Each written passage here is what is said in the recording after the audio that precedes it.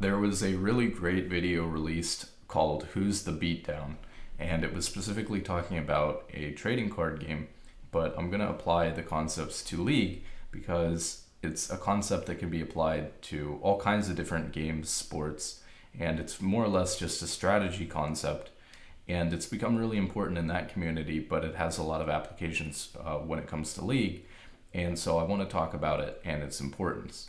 Now, in the original article, Who's the Beatdown, the idea was that one deck would be the beatdown and the other would have to play control, meaning that the beatdown deck has to do something in order to win the game by attacking their opponent and making aggressive moves to quickly end the game, while the opponent is going to have the ability to clear the enemy cards and stall the game out because they're content with the status quo and just trading, because eventually their deck will overpower the opponent's deck.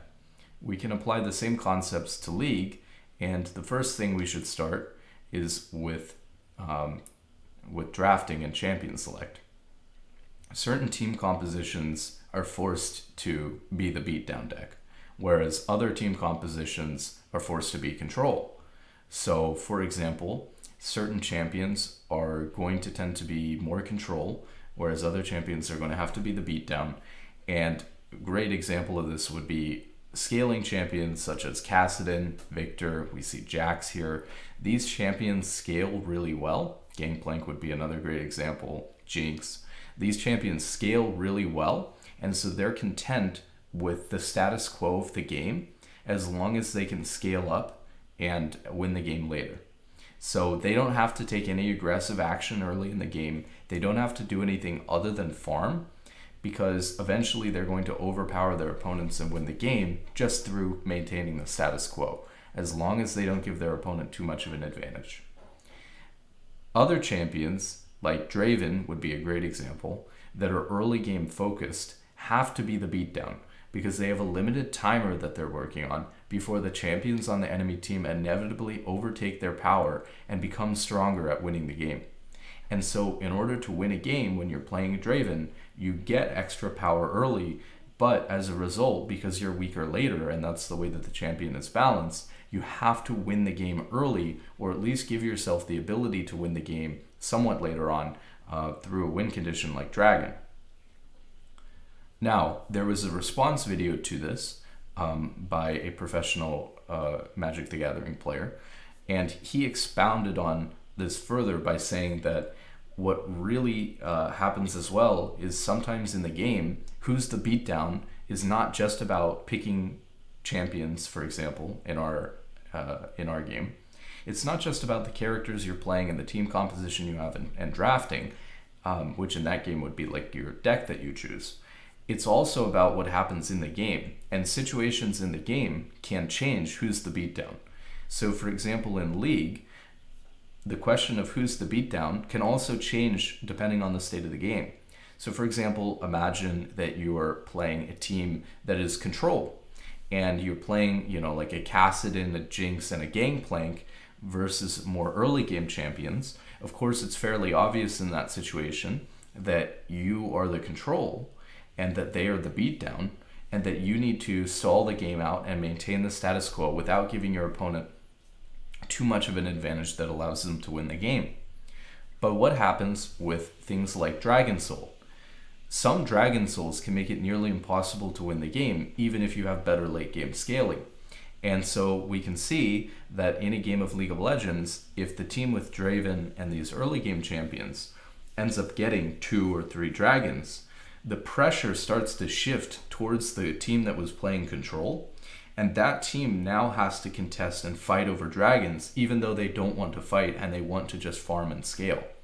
So the dynamic changes, where the pressure to do something is actually now on the control champions, whereas the pressure to do something before was on the early game champions such as Draven to make something happen. Well, they made something happen, and they got themselves into a position where they could maybe secure a soul that will make it very difficult for that other team to win the game, or potentially they're threatening Baron, which they could use to end the game.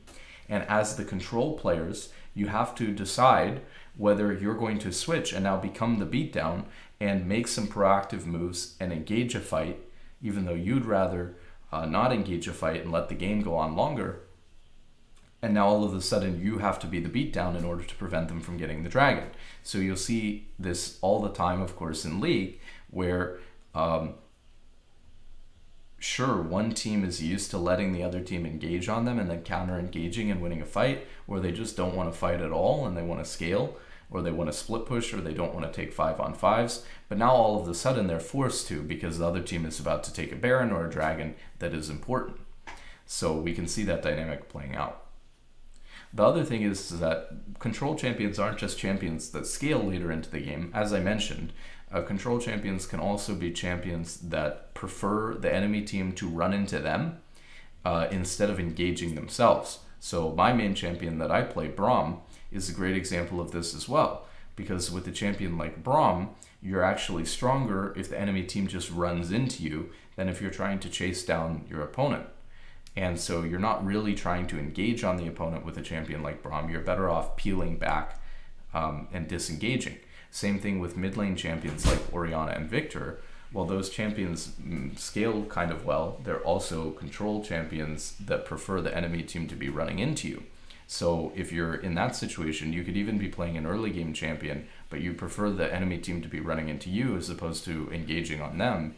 All of a sudden, you're playing control, even though you're not a scaling champion.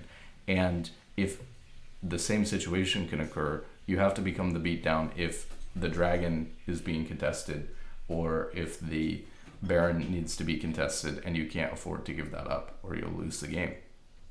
So this is a concept in the way that it's applied to League and the champions in League and the situations that are happening in the game. Essentially, you have to correctly identify whether your team composition is trying to play the beatdown or a control, and make sure that, just like with deck building in this game, that you draft champions together that complement each other, that give each other the ability to do what they're trying to do. Usually that means drafting a composition that either likes to peel back or likes to engage, so that you're not stuck with champions that don't mesh well with each other and champions that are trying to sit back and let the enemy team running into them, while two of your champions on your team are trying to run into the other team and engage. That'll split your team up and it'll be bad, and your champions that are trying to do the peeling back won't be as useful in the fight when your team starts it. In addition to that, you want to try to play champions that either complement each other or work in the same towards the same goal.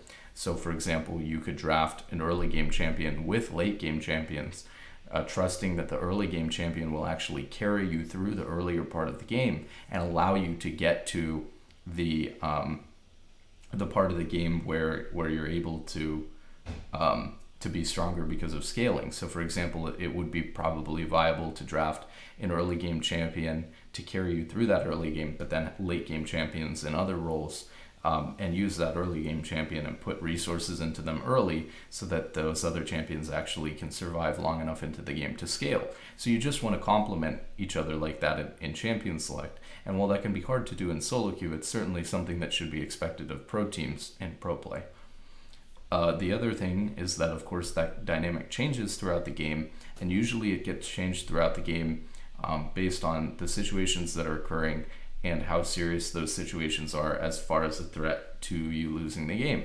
So for example, if a very important dragon is up, that might be something that you need to contest. If it's soul point and it's important soul and you feel like it's going to be very impossible for you to win the game, if you lose that, no matter what composition you're playing, you have to deal with it and you have to contest it. If a Baron is up and the Baron's going to cost you the game, you probably have to contest it.